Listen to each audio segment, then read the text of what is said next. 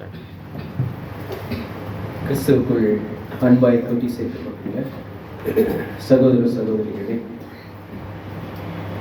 சர்வ வல்லமையுள்ள யாவே கடவுளுடைய கிருபையும் இப்படாய் இயேசு கிறிஸ்துவினுடைய அன்பும் நம் அனைவரோடும் இப்பொழுதும் எப்பொழுதும் இருப்பதாக.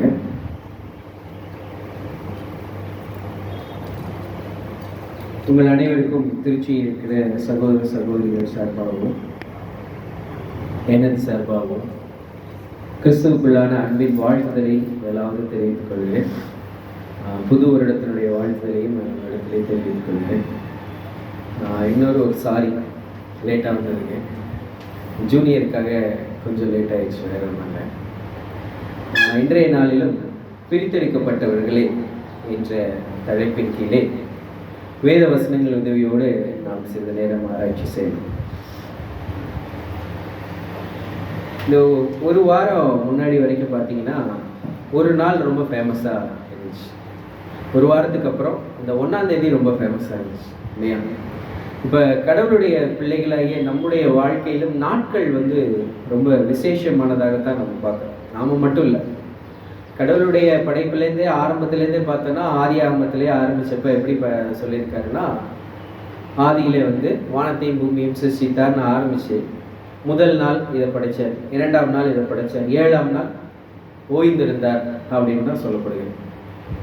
இன்னும் இஸ்ரேல் ஜனங்களை குறித்து பார்க்கும் பொழுது அவர்களுக்கு மாதங்கள், அதுக்கான பேரை வச்சு இந்த மாதத்தில் இந்த தேதியில் நீங்கள் இதை செய்யணும் அப்படின்லாம் நாட்களை ரொம்ப விசேஷமாக கடவுள் கொடுத்திருந்தார் என்று நான் பார்க்கிறோம். சங்கீதத்தில் கூட நாம் வாசிக்கிறோம், வருஷத்தை நன்மையால் முடிசூட்டுகிறீர் அப்படின்னு சொல்லுவோம் இல்லையா? அப்போ கடவுளுடைய படைப்பை குறித்து பார்க்கும் பொழுது அவர் படைத்த எல்லாத்துலேயும் மனிதர்கள் மட்டும்தான் என்ன செய்கிறோம் அப்படின்னா நாட்களை எப்படி பார்க்குறோன்னா ரொம்ப விசேஷமானதாகவும் சிறப்பானதாகவும் முக்கியமானதாகவும் பார்க்குறோம். வேறு ஏதாவது விலங்குகள் ஏதாவது நாட்களை கொண்டாடுதான்? இந்த பறவையாவது நியூ இயர் கொண்டாடுறதை நம்ம பார்த்துருக்கோமா? அப்படிலாம் இல்லை இல்லையா? நமக்கு மட்டும்தான் அது விசேஷமானதாக இருக்கிறது. அப்போ உலகத்தில் உள்ளவர்களும் அதை விசேஷமாக பார்க்கிறார்கள், நாமளும் விசேஷமாக பார்க்கிறோம்னா நமக்கும் அவங்களுக்கும் கண்டிப்பாக ஒரு சின்ன வித்தியாசம் இருக்கிறோம் இல்லையா? அப்போ ஆவிக்குரிய வாழ்க்கையில் கிறிஸ்தவர்களாக இருக்கிற நாம நாட்களை எப்படி விசேஷமாக பார்க்கணும் அப்படின்னா, நமக்கு வாய்ப்பு கிடைக்கும் பொழுதெல்லாம் அதை பிரயோஜனப்படுத்திக்கணும்னு சொன்னால், நமக்கு வாய்ப்பு கிடைக்கும் பொழுதெல்லாம் நாம கடவுளுடைய காரியத்தில் எந்த அளவுக்கு நம்மளை உட்படுத்தி கொள்கிறோம் என்பதை நாம் ரொம்ப கவனித்து பார்க்கக்கூடியவர்களாக இருக்கோம். நாம் கடவுளிடத்தில் செய்த உடன்படிக்கைக்கு நாம் எந்த அளவுக்கு உண்மையுள்ளவர்களாய் நடந்து கொண்டு இருக்கிறோம் என்பதை குறித்தும் நாம் பார்த்து அதற்கேற்ப நாம் செய்ய வேண்டிய காரியங்களை குறித்து நம்ம என்ன செய்யணும்னா சிந்திக்கிறவர்களாக, அதை பிரயோஜனப்படுத்திக் கொள்கிறவர்களாக நாம் இருக்க வேண்டும். அப்போ புது வருடத்திற்குள்ளாக நுழைந்திருக்கிறோம். எப்பயுமே ஒரு வருஷம் ஆரம்பிக்குது அப்படின்னா என்ன ஆகுனா, எல்லார்ட்டையும் இயல்பாகவே இருக்கிற காரியம் என்னன்னா, அந்த வருஷத்தை ஆரம்பிக்கிறப்ப ஒரு விஷயம் சொல்லுவாங்க. என்ன சொல்லுவாங்க? ஹாப்பி நியூ இயர் சொல்லுவாங்க, ரெசல்யூஷன் அப்படின்னு சொல்லுவாங்க. இந்த வருஷத்துலனா எடுக்க வேண்டிய முடிவு அப்படின்னு சொல்லுவோம். அப்படி நம்ம நிறைய முடிவுகள் நம்மளே கூட எடுத்திருப்போம். இந்த வருஷத்துல நான் இதெல்லாம் செய்யணும் அப்படின்னு. ஆனால் அதை ஒரு வாரம் ஒருத்தர் செஞ்சுருப்பாங்க, ஒருத்தர் ஒரு நாள் தான் ஃபாலோ பண்ணியிருப்பாங்க, ஒருத்தர் ஒரு மாதம் வரைக்கும் கஷ்டப்பட்டு ஃபாலோ பண்ணியிருப்பாங்க. அப்புறம் அதெல்லாம் மறந்து ஆட்டோமேட்டிக்காக இயல்பாக போயிட்டு இருந்திருப்போம் இல்லையா? ஆனால் ஆவிக்குரிய வாழ்க்கையிலே நாம் எடுக்கக்கூடிய ரெசல்யூஷன், நாம் எப்படி அதை ஃபாலோ பண்ண போகிறோம் அப்படின்றத குறித்து நாம் யோசிக்கிறோம் அப்படின்னா அதுக்கு இந்த பாடம் நிச்சயமாகவே ஒரு உதவியாக இருக்கும். லேவியராகமம் புஸ்தகம் 20வது அதிகாரம் 26வது வசனத்திலே இஸ்ரேல் ஜனங்களை குறித்து கடவுள் ஒரு காரியத்தை சொல்லுகிறார். பரிசுத்தராய் இருக்கிறபடியினாலே நீங்களும் எனக்கேற்ற பரிசுத்தவான்களாய் இருக்கிறீர்களாக, நீங்கள் என்னுடையவர்களாய் இருக்கும்படிக்கு உங்களை மற்ற ஜனங்களை விட்டு பிரித்தெடுத்தேன். 2 விஷயம் அந்த இடத்துல சொல்றாரு. அதுல 2வது பகுதியை மட்டும் ஃபர்ஸ்ட் பார்க்கலாம். என்ன சொல்றாரு அப்படின்னா, நீங்கள் என்னுடைய ஜனங்களா இருக்கும்படிக்கு என்ன செஞ்சிருக்காரா? அவர்களை பிரித்தெடுத்திருக்கிறார். நம்மையும் மற்ற ஜனங்களை விட்டு பிரித்தெடுத்துதான் நம்மையும் கடவுள் வைத்திருக்கிறார் என்பதை நம்ம பார்க்கிறோம். ஆனா அந்த வசனத்துல யாரை சொல்லியிருக்கு அப்படின்றது நமக்கு தெரியும் இல்லையா? யாரு? இஸ்ரேல் ஜனம். எப்பயுமே நம்முடைய ஆவிக்குரிய வாழ்க்கைக்கு நாம கம்பேர் பண்ணி கற்றுக்க வேண்டிய, இல்லை நம்ம இது செய்யக்கூடாதுன்ற வேண்டிய, நம்ம இப்படி செய்யணுன்ற எல்லா காரியத்தை யார்கிட்ட தான் பார்க்குறோம் அப்படின்னா அவங்கள்ட்ட தான் பார்க்குறோம். ஏன்னா அவங்க மாம்சீக இஸ்ரேலர்கள், நாம் ஆவிக்குரிய இஸ்ரேலர்கள் அப்படின்னு சொல்லுவோம். அப்போ அவங்ககிட்டேருந்து நம்ம கற்றுக்கிற விஷயங்கள் நிறையா இருக்குது. செய்ய வேண்டியதுக்கும் இருக்குது, செய்யக்கூடாததுக்கும் இருக்கு இல்லையா? செய்ய வேண்டியதுக்குன்னு பார்க்கும்போது அவங்களுக்கு இருக்கிற விசுவாசத்தினுடைய வைராக்கியம் வந்து அந்த அளவுக்கு நம்மகிட்ட இருக்கா அப்படின்னா அது கேள்விக்குறிதான் இல்லையா? அவர்கள் வந்து சில காரியங்களை தவறாக செய்தாலும் வந்து அவங்களுடைய விசுவாசம், கடவுள் ஒரு வார்த்தை சொல்லிட்டாருன்னா அதை எப்படி ஃபாலோ பண்ணாங்க அப்படின்றதும் இருக்கு. ஆனால் அதே சமயம் அவர்கள் செய்த தவறுகளும் நமக்கு படிப்பனையாக கொடுக்கப்பட்டிருக்கு. இப்போ நாம் இந்த வசனத்தில் அவர்களை குறித்து பார்க்கும்போது இஸ்ரேல் ஜனங்களை குறித்து என்ன சொல்றாருன்னா, உங்களை என்னுடைய ஜனங்களாக இருக்கும்படி என்ன செஞ்சாரா? பிரித்தெடுத்தேன் அப்படின்னு சொல்றாரு. அதான் அந்த தலைப்பு கூட நம்ம என்ன சொன்னோம்னா பிரித்தெடுக்கப்பட்டவர்களே அப்படின்னு சொல்லி. சரி, நம்ம அவர்களை இஸ்ரேல் மக்களை பிரித்தெடுத்திருக்கிறாரு இல்லையா? எப்படி பிரிச்செடுத்தாரு? எப்படி பிரிச்செடுத்தாரு? ஆரம்பத்திலேருந்தே நம்ம யோசிக்கலாம் எப்படிலாம் பிரிச்செடுத்தாரு. ஆபிரகாம்கிட்ட சொன்ன வாக்கு தத்தத்தை நிறைவேற்றும்படியாக அவங்க கானானுக்கு அடிமைகளாக போனாங்க. அவர்கள் கானானு அடிமைத்தனத்திலிருந்து அவருடைய கூக்குரல் வந்து தேவ சமூகத்தில் எட்டின போது என்ன செஞ்சார்? கடவுள் மோசையை அனுப்பினாரு. மோசையை அனுப்பி அங்கே என்ன நடந்துச்சு அப்படின்னு பார்க்கும்போது அநேக அற்புதங்களையும் அடையாளங்களையும் செய்து கடைசியாக வந்து தலைச்சல் சங்காரத்தை முடிச்சு அதுக்கு முன்னாடி அவங்க வந்து பஸ்காவை அனுசரித்து அங்கேருந்து என்ன செய்கிறாங்க அப்படின்னா விடுதலை பயணம் அவர்களுக்கு தொடர்கிறது. வருகின்ற வழியில செங்கடல் இரண்டாக அவர்களுக்காக பிளக்கிறதை பார்க்கிறோம். மாறாவின் தண்ணீர் எப்படி மாறிச்சுன்னு பார்க்குறோம்னா மதுரமாக மாறிச்சு. அவர்கள் பகலில் போகிறப்ப அவங்களுக்கு மேக ஸ்தம்பமும், இரவில் வந்து போகிறப்ப அவர்களுக்கு வந்து அக்னி ஸ்தம்பமுமாக கொடுத்து அவர்களை வந்து வழி நடத்தி வந்தார். மற்ற யாருக்குமே இப்படிப்பட்ட ஒரு விஷயம் இல்லை. அவர்கள் நடந்து வந்த நாட்களில் அவர்களுடைய செருப்பு என்ன செய்யலை அப்படின்னா தேயலை, அவர்களுடைய ட்ரெஸ்ஸு பழசாகலை. அவங்களுக்கு பசின்னு கேட்டோன்னே வானத்திலிருந்து அப்பம் கிடைச்சது. அது மட்டும் பத்தாது அப்படின்ட்டு எங்களுக்கு வந்து நான்வெஜ் இருந்தால் தான் நாங்கள் வந்து வாழ்கிறதையே வந்து பிரயோஜனமாக நினைப்போம்னு கேட்டாங்க. அதுக்காக என்ன கொடுத்தாரு? காடை கொடுத்தாரு, எல்லாமே கொடுத்துருந்தாரு இல்லையா? அப்படியெல்லாம் கொடுத்து அவங்களை என்ன செஞ்சாருன்னா பிரித்தெடுத்து கூட்டிகிட்டு வந்தார். கரெக்டாக இல்லைங்களா? இப்போ எப்படி அவர்களை பிரித்தெடுத்தாருன்னு சொன்னால் நம்ம எல்லாருடைய நினைவுலேயே வர்றது என்னன்னா, கண்டிப்பாக ஜென்ரலாக யார்கிட்ட கேட்டாலும் அதான் சொல்லுவாங்க, இப்படிலாம் பிரித்து கூட்டிகிட்டு வந்தாருங்க. சுற்றி இருக்க ஜனங்கள் எல்லாம் பயந்தாங்க அவங்கள பார்த்து. அவங்க வருகின்ற தேசங்களில் வந்து எல்லாரும் அவர்களுக்கு வழிவிட்டு அவர்களை வந்து வழி அனுப்புனாங்க. எதிர்த்து நின்றவங்களுடைய நிலைமை என்னன்றது நமக்கு தெரியும். அமலேக்கியர்கள் ஆரம்பித்து மற்றவர்களாம் எப்படிப்பட்ட காரியங்களை அனுபவித்தார்கள்னு தெரியும். இப்படியெல்லாம் அவங்களெல்லாம் கூட்டிகிட்டு வந்தார். அப்போ இப்படி தான் அவர்களை பிரித்தெடுத்து வந்து கானான் தேசத்துக்குள்ள வச்சு அவர்களுக்கு வந்து பங்கெல்லாம் பிரித்து கொடுத்து எல்லாம் பண்ணினார் அப்படின்றத நம்ம பார்க்கிறோம். இதுதான் நம்ம நினைவுக்கு வரும். ஏன்னா கடவுள் அவர்களை எப்படி பிரித்தெடுத்தார் அப்படின்னு சொன்னோன்னா எல்லாருடைய நினைவுக்கு வர்றது இதுதான். இது மட்டும் இல்லை, கூட்டிகிட்டு வந்தார். கூட்டிகிட்டு வந்ததோடு மட்டும் இல்லாமல் அவர்களுக்கு என்ன கொடுத்தாரு அப்படின்னா பிரமாணங்களையும் கையில் கொடுத்தாரு. அது எப்பயுமே நமக்கு ஞாபகம் இருக்கிறது. கடவுள் அப்படின்ற வார்த்தையை கேட்டால் மனுஷனுடைய நினைவுக்கு வருது என்ன? அவர் எனக்கு என்ன செஞ்சார்? ஏன்னா ஒன்பே தான். ஏன்னா அவர் என்னை விட பெரியவர். அவர் தான் என்ன செய்யணும்? எனக்கு எல்லாம் செய்யணும். அதுக்கு தான் நான் கடவுள்னு வச்சுருக்கேன். அப்படி இல்லைன்னா அவர் எனக்கு எதுக்கு? இதுதான் உலகத்தாருடைய பார்வையுமே இருக்குது. நீங்கள் பார்த்துக்கலாம், ஒவ்வொரு முறையும் அநேகர் சொல்லும் பொழுது கஷ்டமான சூழ்நிலை என்ன சொல்லுவாங்கன்னா, இந்த கடவுளுக்கு கண்ணே இல்லையா? இன்னொருத்தர் என்ன சொல்லுவாங்கன்னா, பார்ப்போம் இந்த வாட்டியாவது கடவுள் நம்ம பக்கம் கண்ணை திறக்கிறாரான்னு பார்ப்போம். அவர் கண்ணை மூடிட்டு ஒரு சைடு ஒரு சைடு பார்த்துட்டு இருந்தார் போல. இல்லை, நம்ம சொல்கிற வார்த்தைகள் அதான். ஏன்னா மனுஷனுடைய வாழ்க்கையில் எப்பயுமே வந்து என்னன்னா கடவுளுக்கும் மனுஷனுக்கும் இடையில உறவுன்றது என்னன்னா வாங்குறதுல மட்டும்தான் இருக்கு. திருப்பி கொடுக்கணும் அப்படின்றது ஏதாவது இருக்கா அப்படின்னா இல்லை. அதுவும் கிறிஸ்தவருடைய வாழ்க்கையில் அதிகம். என்ன நினச்சிட்டு இருக்கோம் அப்படின்னா மாதம் வந்து காணிக்கை கொடுத்துட்டா எல்லாம் சரியாக போச்சு அப்படின்றது நினைப்பு ஒரு சிலருக்கு இருக்கு இல்லையா? ஆனால் இதெல்லாம் சரியா? கடவுள் அதை எதிர்பார்க்கறதுன்னா அது வேறு சப்ஜெக்ட் அப்படின்னு நம்ம போகணும். ஆனால் மனுஷனுடைய எதிர்பார்ப்பு கடவுளிடத்துலேருந்து வாங்கணுன்றது மட்டும்தான். இதுதான் இஸ்ரேல் ஜனங்கள்கிட்டே இருந்துச்சு. அவ்வளோ அற்புதமாக அவங்கள கூட்டிகிட்டு வந்தார். இப்படி ஒரு அற்புதங்கள் வந்து வேறு எந்த ஜனங்களும் பார்த்ததே கிடையாது. இவ்வளோ தூரம் கூட்டிகிட்டு வந்தவர் வானத்திலிருந்து மன்னாவை கொடுத்து அது அளவு கரெக்டாக எடுக்கணும்னு சொல்லி அவ்வளோ சுவையாக இருக்குன்ற அதுக்குடைய அர்த்தத்தையே அங்கே யாத்திராமத்தில் கொடுத்துருக்காரு, எவ்வளோ டேஸ்ட்டாக இருக்கும் அப்படின்னு. இப்படிப்பட்ட ஒரு விஷயத்தை கொடுக்குறப்ப அவங்களுடைய நினப்பெல்லாம் எங்கே இருந்துச்சு? அங்கே இருந்திருந்தோன்னா என்ன செஞ்சுருப்போம்? பூண்டு, வெங்காயம், ஏதாவது வாரத்தில் ஒரு நாளாவது பார்வன் என்ன செஞ்சுருப்பாருன்னா எங்களுக்கு போனால் போதுன்னு சிக்கனை ஏதாவது கொடுத்துருப்பாரு. நீங்கள் என்னென்னா ஒன்றுமே கொடுக்க மாட்டேங்க, எந்த வெள்ளை கலரில் ஒன்று கொடுக்குறீங்க, இது என்ன சாப்பிட்டு இதாகிடுச்சு அப்படின்னு அவர்கள் என்ன செஞ்சார்கள் என்று பார்க்கும் பொழுது எதிர்பார்த்து கொண்டே தான் இருக்கிறாங்க கடவுள் இல்லையா? இதுதான் வந்து மனிதர்கிட்ட பொதுவாகவே இருக்கு. இப்போ அவங்கள பிரித்தெடுத்தவர் என்ன செஞ்சாருன்னா அவங்களுக்கு பல விஷயங்களை செஞ்சாரு. அதே சமயம் அவர்கள் செய்ய வேண்டிய காரியங்கள்னு சில காரியங்களையும் கொடுத்தாரு. நம்ம அந்த பெங்களூர் வந்த சகோதரிக்கு தெரியும், சொல்லியிருப்போம். அவங்க எதை செய்யணுன்றதுக்கு ஒரு கட்டளைகளும் எதையெல்லாம் செய்யக்கூடாதுன்றதுக்கு சில கட்டளைன்னு சொல்லி நியாயப்பிரமாணத்தில் அநேக கட்டளைகளை வந்து கடவுள் கொடுத்திருந்தார். ஆனால் இதெல்லாம் இவங்க நினைப்புல இருந்துச்சா அப்படின்னா அதை விட அதிகமாக வேற நினைப்பு தான் இருந்துச்சு. இப்போ நீங்கள் யோசிச்சு பாருங்களேன், நம்மளையும் கடவுள் பிரித்தெடுத்திருக்கிறார். எப்படி நமக்கு 2 விஷயம் செஞ்சிருக்காரு. என்னெல்லாம் செஞ்சிருக்காரு? முதல் நம்மை தெரிந்து கொண்டிருக்கிறார். 2வது என்ன செஞ்சிருக்காருன்னா அழைத்திருக்கிறார். தெரிந்து கொண்டு அழைக்கப்பட்டிருக்கிற நாம உண்மையுள்ளவர்களா அவர் கண் முன்னாடி நிற்கிறது யார் கையில இருக்கு? நம்ம கையில தான் இருக்கு. நாம தான் அழைக்கப்பட்டாச்சு, சேர்த்து கொள்ளப்பட்டாச்சு.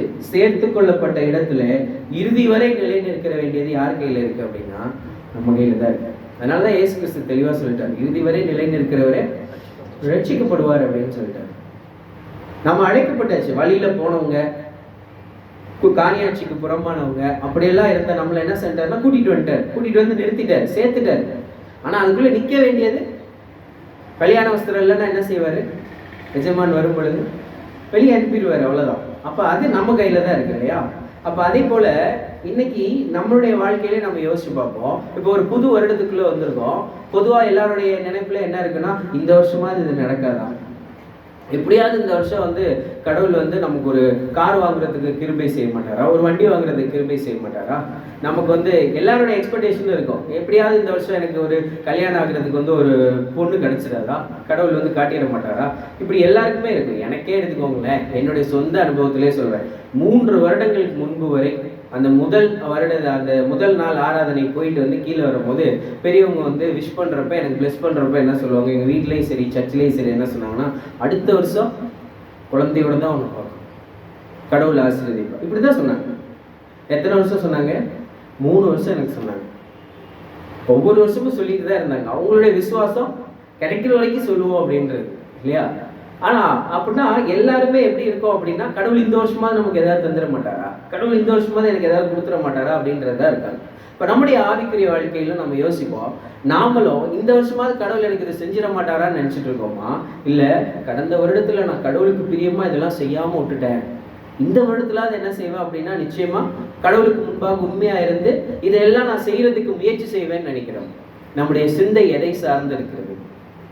இன்னும் அவரிடமிருந்து பெற்றுக்கொள்ள வேண்டும் என்பதை மட்டுமே சார்ந்திருக்கிறதா, இல்ல அவருக்கு ஏதாவது செய்யணும், அவருக்கு பிரியமா ஏதாவது செய்யணும் அப்படின்றத சார்ந்து இருக்கிறதா என்பதை நாம் சிந்தித்து பார்க்கிறோம். ஏன் இதெல்லாம் சொல்றோம்னா, அன்னைக்கு இஸ்ரேல் ஜனங்களை குறித்து பார்த்தோம். பிரித்தெடுக்கப்பட்டார்கள், அவர்களுக்கு பிரமாணங்களை கொடுத்தாரு. எதுக்கு பிரமாணங்களை கொடுத்தாரு?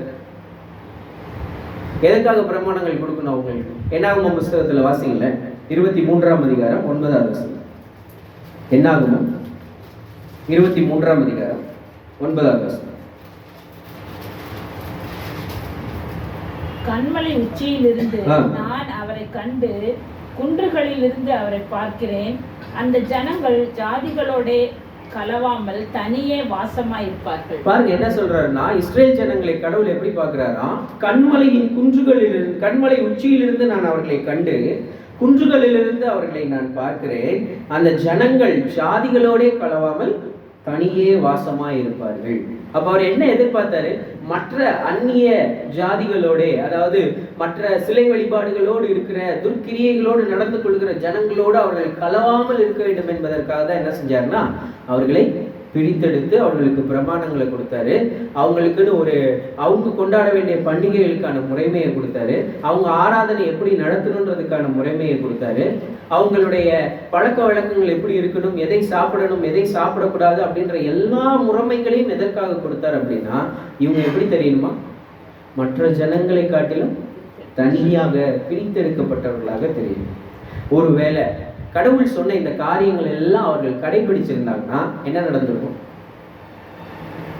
எப்படி இருந்திருப்பாங்க? உபாகமம் 28ஆம் அதிகாரம் 1 வசனத்திலிருந்து 14வது வசனம் வரைக்கும் அதை தான் வாசிக்கிறோம். என்ன சொல்றாரு? உன் நாட்கள் நீடித்திருப்பதற்கும், அப்புறம் நீ பிழைப்பதற்கும் என்ன செய்யணும் அப்படின்னா, இன்று நான் உனக்கு கொடுக்கிற எல்லாத்தையும் நீ என்ன செய்ய, ஃபாலோ பண்ணிக்கோ. அவர் கொடுத்த பிரமாணங்கள் எதுவுமே அவருக்கு நன்மைக்காக கொடுக்கல. யாருக்காக கொடுத்தாரு? நம்முடைய நன்மைக்காக தான் கொடுத்தார். நீங்க அந்த முதல் வசனம் மட்டும் வாசிங்களேன். உபாகமம் 28:1. இன்று நான் உனக்கு விதிக்கிற உன் தேவனாகிய கர்த்தருடைய கட்டளைகளின்படி எல்லாம் நீ கவனமாய் இருக்கும்படிக்கு அவர் சத்தத்திற்கு உண்மையாய் செவி கொடுப்பாயானால் உன் தேவனாகிய கர்த்தர் பூமியில் உள்ள சகல ஜாதிகளிலும் உன்னை மேன்மையாக வைப்பார். அடுத்த வசனம். நீ உன் தேவனாகிய கர்த்தரின் சத்தத்துக்கு செவி கொடுக்கும் போது இப்பொழுது சொல்லப்படும் ஆசீர்வாதங்கள் எல்லாம் உன்மேல் வந்து உனக்கு பலிக்கும். பாருங்க என்ன சொல்றாரு அப்படின்னா, இதெல்லாம் நீ செஞ்சீனா என்ன செய்யும், அந்த இதெல்லாம் வேணாம், அது நமக்கு தெரியும். அதெல்லாம் செஞ்சா என்ன செய்வீங்க? ஆசீர்வாதமா இருப்பீர்கள். 14வது வசனத்தை படிங்களேன். இன்று நான் உனக்கு விதிக்கிற உன் தேவனாகிய கர்த்தரின் கட்டளைகளை கைக்கொள்ளவும் அவைகளின்படி நடக்கவும் அவைகளுக்கு செவி கொடுத்தும் வந்தால் கர்த்தர் உன்னை வாளாக்காமல் தலையாக்குவார், நீ கீழாகாமல் மேலாவாய். என்ன சொல்லிட்டாரு பாருங்க, கீழே போக மாட்டீங்க, மேலே தான் இருப்பீங்க. உங்களை எல்லா இடத்துலையும் அவர் என்ன செய்வார்? ஆசீர்வதிப்பார். உன் வாழ்நாட்கள் நீடித்திருப்பதற்கு இந்த கட்டளையெல்லாம் கடைபிடின்னு சொல்லப்பட்டிருக்கு. ஒருவேளை அவங்க சரியாக கடைபிடிச்சிருந்தாங்க அப்படின்னா அவங்களுடைய வாழ்நாட்கள் பூமியிலே நீடித்திருந்திருக்கும். ஆனால் அவங்க என்ன செய்யலை? கடைபிடிக்கல. ஏன்னா கடவுள் அவர்களுக்கு எவ்வளோ மகத்தான காரியங்களை கொடுத்திருந்தாலும் இவங்க என்ன செஞ்சாங்க அப்படின்னா சுற்றி இருக்கவங்களெல்லாம் பார்த்தாங்க. அவங்க அப்படி செலிப்ரேஷன் பண்ணுறாங்க. அவங்களுக்கு ஒரு ராஜா இருந்து அவங்களை ஆளுகை செய்கிறாரு. அவங்களுக்குன்னு ஒருத்தர் ராஜா இருக்காரு, அவர் கீழே தான் அவங்களாம் வராங்க. ஏன் நமக்கு இல்லை? அவங்க இந்த பண்டிகையெல்லாம் கொண்டாடுறாங்க, இவ்வளோ சந்தோஷமா ஆடல் பாடலோட சந்தோஷமா இருக்காங்க. ஏன் நமக்கு இல்லை? இன்னைக்கு நமக்குள்ளே வாழ்க்கையிலே அப்படிலாம் இருக்கலாம். ஏன் நம்ம இவ்வளோ கஷ்டப்படணும்? ஏன் நம்ம இப்படியெல்லாம் பைபிள் படிச்சுட்டு போய் சரியா இருக்கணும்?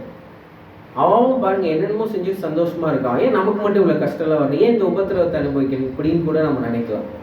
இயல்பாகவே மனுஷனுடைய வாழ்க்கையை பார்த்தீங்க அப்படின்னா சைக்கிளில் போயிட்டு இருக்கிறவர் கடவுள் எனக்கு சைக்கிள் கொடுத்துருக்காரு, ஆசீர்வாதமாக வச்சிருக்காருன்னு நினைக்க போகிறது கிடையாது. ஏன்?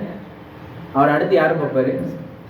டூ வீலரில், ஸ்கூட்டரில், எக்ஸலில் போகிறவரை பார்ப்பார். எக்ஸலில் போகிறவர் யாரை பார்ப்பாரு? சரி, இந்த மாதிரி ஒரு பைக் இருந்தால் கியர் போட்டு ஜம்முன்னு போகலாமே. பைக்கில் போகிறவர் என்ன நினைப்பாரு? நாம ஏன்டா அப்படி வெயிலில் போகிறோம், கார் இருந்துச்சுன்னா ஏசியை போட்டுட்டு ஜம்முன்னு போகலாமே. இப்படி மனுஷனுடைய எதிர்பார்ப்புகள் எல்லாம் என்ன ஆகும்னா நாளுக்கு நாள் என்ன செஞ்சுட்டு இருக்குன்னா ஒன்றன் மேல் அடுத்து ஒன்றை சார்ந்து போய்கிட்டே தான் இருக்குமே தவிர இதை கடவுள் கொடுத்துருக்காரு, எனக்கு இதை கொடுத்துருக்காருன்னு நினைக்கிறத விட என்னை சுற்றி இவ்வளோ பேர் இப்படி இருக்காங்களே, இவங்களுக்குலாம் இதெல்லாம் கிடைச்சிருக்கு, நமக்கு ஒன்றுமே இல்லாமல் இருக்கோமே அப்படின்றது தான் என்னவா இருக்கும் அப்படின்னா மனிதனுடைய நினைப்பாக இருக்கும். பொதுவாகவே இப்படிதான் இஸ்ரேல் மக்களும் நினைச்சாங்க. என்ன நினைச்சாங்க? சுற்றி இருக்கிறவங்களெல்லாம் பார்த்துட்டு அவங்களாம் அப்படி இருக்காங்க, எங்களுக்கு ஒரு ராஜா வேணும், எங்களுக்கு இந்த பண்டிகைகள் வேணும். கட்டளைகள் இல்லை, என்ன செய்ய ஆரம்பிச்சாங்க? உங்கள் கட்டளைகளை கடைபிடிச்சாதானே நீங்கள் இதெல்லாம் செய்ய சொல்லுவீங்க, நாங்கள் போகிறோம், அவங்கள பார்த்து போகிறோம். அந்நிய தெய்வங்களை வழிபட ஆரம்பிச்சாங்க. அவர்களுடைய பழக்க வழக்கங்களை உள்ளுக்குள்ளே கொண்டுட்டு வந்தாங்க. அவர்களுக்கு கடவுள் கொடுத்த காரியங்களை எல்லாம் அவர்கள் பற்றி யோசிக்காம என்ன செஞ்சாங்க அப்படின்னா தங்களை சுற்றி இருந்தவர்களை பார்த்து அவர்களை சார்ந்து போனாங்க. சரி, அவங்கள சார்ந்து போனாங்கல்ல, அப்படி போனப்பயாவது ஒழுங்கா இருந்தாங்களான்னா ரொம்ப மோசமான ஒரு வாழ்க்கை வாழ்ந்தாங்க. அப்ப அவங்களாம் மோசமான வாழ்க்கை வாழ்ந்தாங்களா? ஆமா. ஆனா அவங்களோட மோசமா இவங்க வாழ்ந்தாங்க. என்ன பிரதர் சொல்றீங்க அப்படின்னு கேட்டா கடவுளே அது குறித்து சொல்றாரு. எசேக்கியேலின் புஸ்தகம் 5ஆம் அதிகாரம் 7வது வசனத்தை வாசிங்களேன். எசேக்கியேல் 5ஆம் அதிகாரம் 7வது வசனம். ஆகையால் கர்த்தராகிய ஆண்டவர் சொல்லுகிறது என்னவென்றால், உங்களை சுற்றிலும் இருக்கிற புறஜாதிகளை பார்க்கிலும் அதிகரிக்கிறவர்களாகிய நீங்கள் என் கட்டளைகளிலே நடவாமலும் என் நியாயங்களின்படி செய்யாமலும் உங்களை சுற்றிலும் இருக்கிற புறஜாதிகளுடைய அவங்க என்ன சொல்லிட்டாரு? புறஜாதிகளை பார்க்கிலும் நீங்க என்ன ஆயிட்டு வரீங்க? அதிகமாயிட்டு வரீங்க. உங்களுக்குன்னு எல்லாத்தையும் நான் ஸ்பெஷலா கொடுத்தேன். சரி, நீங்க என்ன செய்யல? கடைபிடிக்கல, ஃபாலோ பண்ணல. சரி, அப்படியா ஃபாலோ பண்ணல, பரவாயில்ல, அதோட நிறுத்திட்டாரான்னு பாருங்களேன். அடுத்தது வார்த்தை என்னது? உங்களை சுற்றிலும் இருக்கிற புறஜாதிகளுடைய நீதி நியாயங்களின்படியாவது நடவாமலும் போனபடி. என்ன சொல்லிட்டாரு பாருங்க.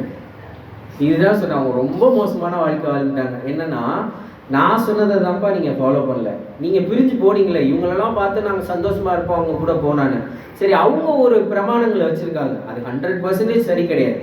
இருந்தாலும் போய் தொலையுது, அதுபடியாது. இப்போ ஆபிரகாம் கேட்டார் இல்லையா, இவரை லோத்தை காப்பாற்றுறதுக்காக கடவுள்கிட்ட கேட்கும் போது எங்கேருந்து ஆரம்பிச்சாரு?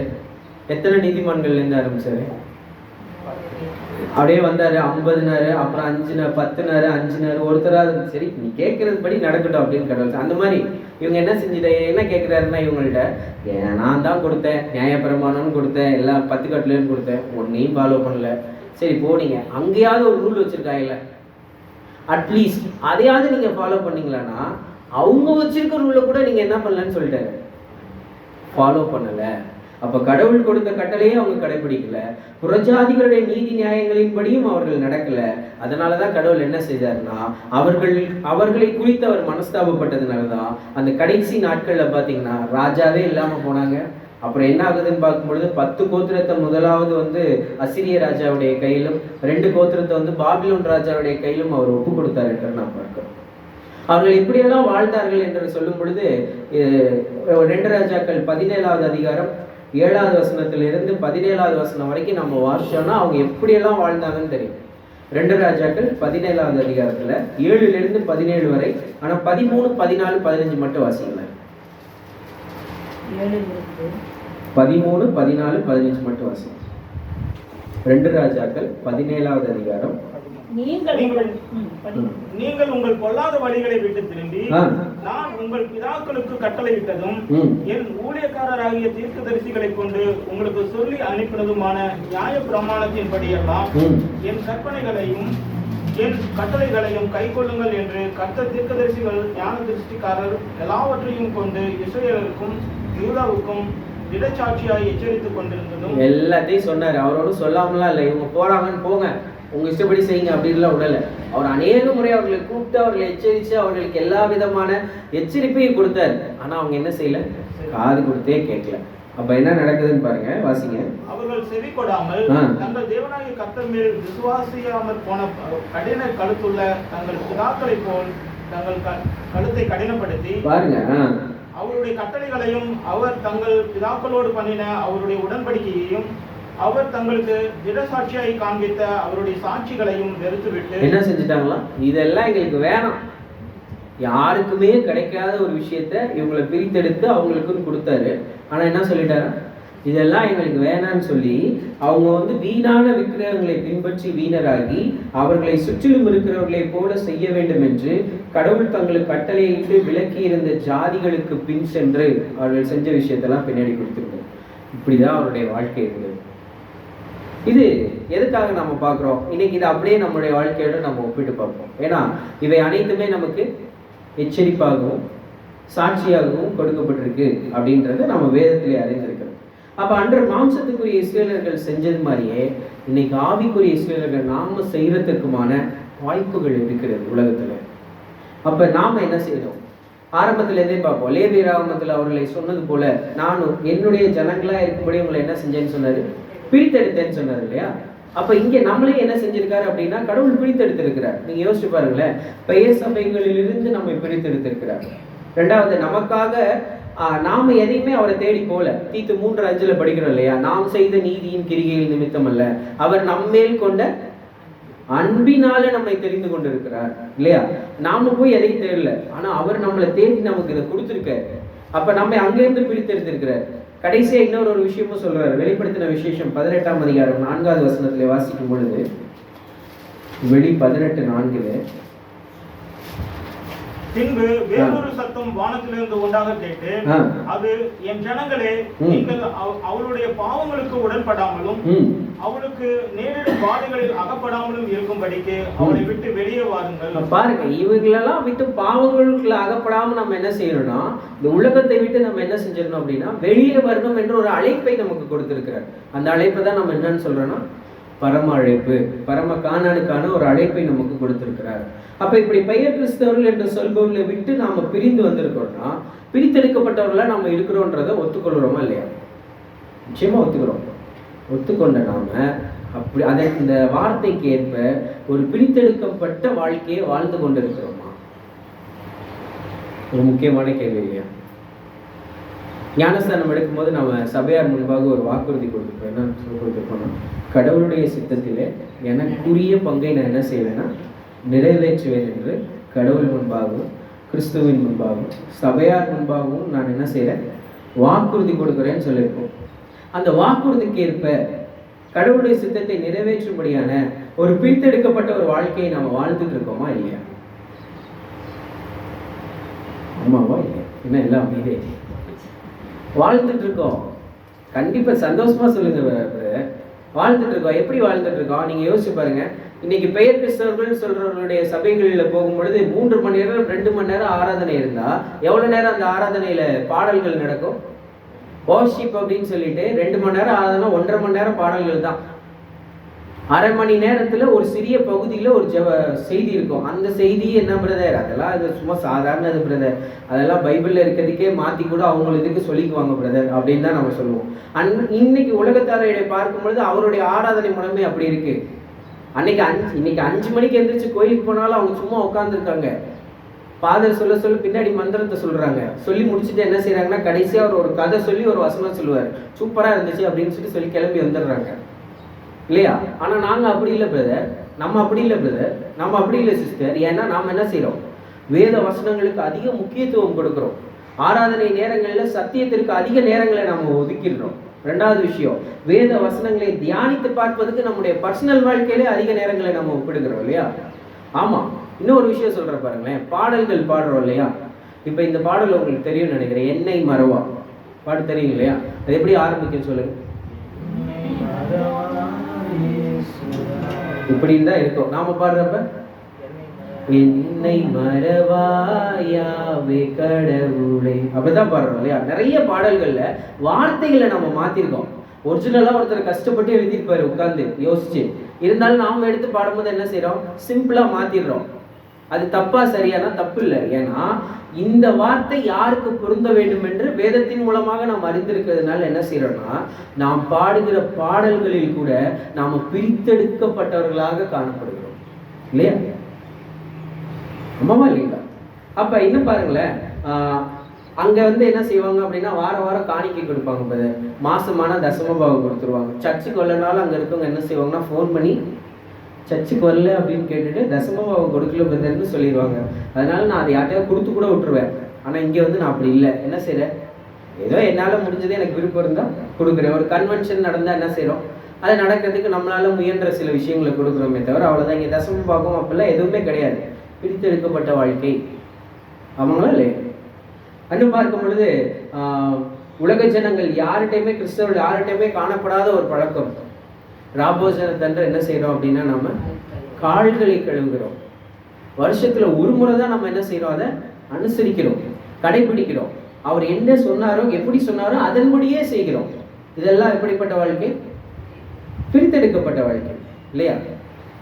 இப்படி ஒரு ரகம். இன்னொரு இது இருக்கு. ஒரு சிலருடைய வாழ்க்கையில என்ன செய்வாங்கன்னா, இந்த சத்தியத்தை ஏற்றுக்கொண்டதுனால சுத்தி இருக்கவங்க என்ன செய்வாங்கன்னா அவங்க பிரிச்சு வச்சிருவாங்க.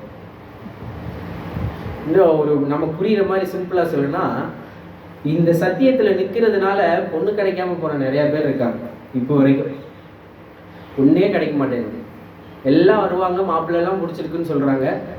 உங்க சபை என்னன்னு கேட்கும் பொழுது என்ன சொல்றாங்கன்னா, இந்திய வேதமானவர் ஐக்கிய சபை, வேதமானவர்கள் அப்படின்னு சொன்னா எங்க பாஸ்டர்கிட்ட கேட்டுட்டு வந்துடுறோன்னு போயிடுறாங்க. கேட்டதோட அவ்வளவுதான், ரிட்டர்ன் வரதே இல்லை. கேட்டா அவங்கெல்லாம் யாரு என்ன சொல்லி அமைச்சிடுறாங்க? அவங்களாம் யாரு? ரொம்ப தைரியமா சொல்லுங்க, அந்தி கிறிஸ்துன்னு சொல்லிடுறாங்க நம்மள, அவ்வளவுதான் இல்லையா? அவங்க நம்மளை சொல்லிட்டு போயிடுறாங்க. அப்ப எப்படிப்பட்ட ஒரு பிரித்தெடுக்கப்பட்ட வாழ்க்கை பாருங்க. நம்ம எல்லாத்தையும் ரொம்ப பிரிச்சு வச்சிருக்காங்க.